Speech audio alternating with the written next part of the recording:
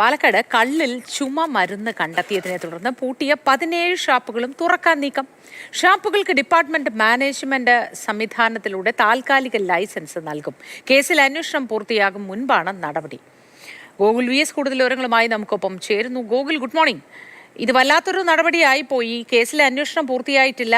ചുമയ്ക്കുള്ള cough സിറപ്പിന്റെ അംശം കണ്ടെത്തിയതുമായി ബന്ധപ്പെട്ടായിരുന്നല്ലോ ഇത്തരത്തിൽ താൽക്കാലികമായി നിർത്തിവെക്കാനൊക്കെ ലൈസൻസ് റദ്ദാക്കാനൊക്കെയുള്ള നടപടികൾ ഉണ്ടായത്.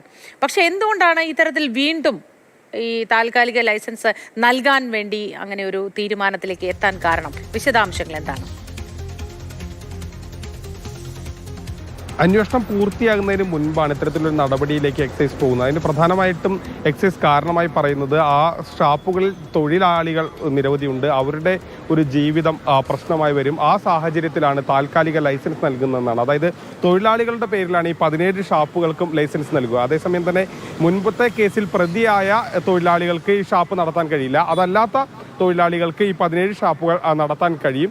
അത് ഡിപ്പാർട്ട്മെന്റ് തലത്തിൽ നൽകുന്ന ഒരു താൽക്കാലിക ലൈസൻസ് ആണ്. 14 ദിവസം മാത്രമേ അതിന് വാലിഡിറ്റി ഉണ്ടാവുകയുള്ളൂ. അങ്ങനെ ഈ ഷാപ്പുകൾ മുന്നോട്ട് കൊണ്ടുപോകുമെന്നുള്ളതാണ് അറിയിക്കുന്നത്. ഏതായാലും ഈ കേസിൽ അന്വേഷണം പൂർത്തിയായിട്ടില്ല. അതായത് സാധാരണ അന്വേഷണം പൂർത്തിയാകുന്ന ആ സമയത്തൊക്കെയാണ് ഇത്തരത്തിലുള്ള ലൈസൻസ് നൽകുക. ആ പൂർത്തിയാകുന്നതിന് മുൻപാണ് ഇത്തരത്തിൽ ലൈസൻസ് നൽകുന്നത്. അതുമാത്രമല്ല, പല ജീവനക്കാരും ആ കേസിൽ പ്രതിയായ ഈ ഷാപ്പുകളിലെ ജീവനക്കാരടക്കം പ്രതിയായ ഒരു കേസ് കൂടിയാണ്. അപ്പോൾ അത്തരത്തിലുള്ളൊരു കേസിലാണ് ഇപ്പോൾ ഇത്തരത്തിൽ താൽക്കാലിക ലൈസൻസ് നൽകാനുള്ള ഒരു തീരുമാനത്തിലേക്ക് എക്സൈസ് എത്തുന്നത്.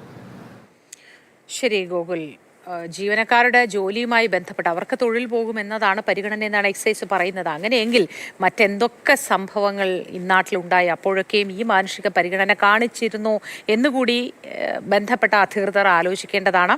ഈ ജീവനക്കാർ കൂടി പ്രതികളായിട്ടുള്ള അല്ലെങ്കിൽ ഈ പ്രശ്നത്തിൽ പങ്കാളികളായിട്ടുള്ള ഒരു സംഭവമാണ് കള്ളിൽ ചുമയുടെ മരുന്നിൻ്റെ അംശം കണ്ടെത്തി എന്നത്. ഇക്കാര്യത്തിലാണ് ഇപ്പോൾ താൽക്കാലിക ലൈസൻസൊക്കെ കൊടുത്ത് വീണ്ടും ഇതൊക്കെ തുറക്കാനുള്ള ശ്രമം നടക്കുന്നത്.